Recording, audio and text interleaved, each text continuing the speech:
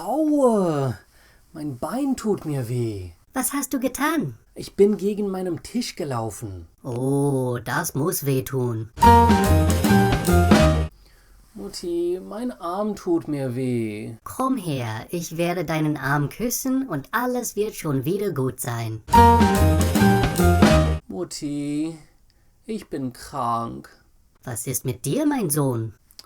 Mein Bauch tut mir weh, mein Kopf und mein Hals tun mir weh, meine Augen fühlen sich an, als ob sie von hinten rausgeschoben werden. Du bist erkältet. Nein, ich sterbe. Vielleicht, aber nicht gerade jetzt. Ich hole dir ein Erkältungsmittel von der Apotheke. Leg dich hin und ich werde bald zurückkommen. Mutti, ich blute.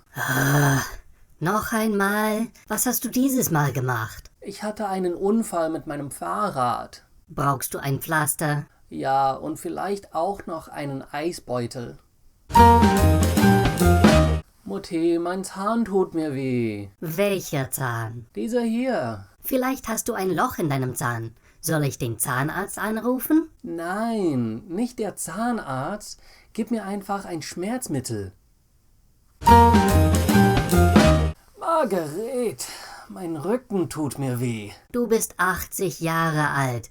Dein Rücken tut dir immer weh. Ach ja, das habe ich vergessen. Au, mein Kopf tut mir weh. Du hast wahrscheinlich einen Kater. Aber ich trinke kein Alkohol. Dann ist es wahrscheinlich nur, dass dein Kopf komplett leer ist und der Gegendruck verursacht Schmerz. Haha, du bist so lustig.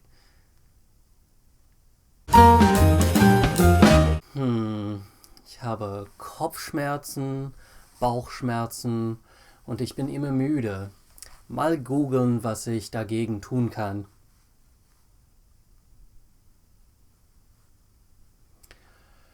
Ach Gott, ich sterbe!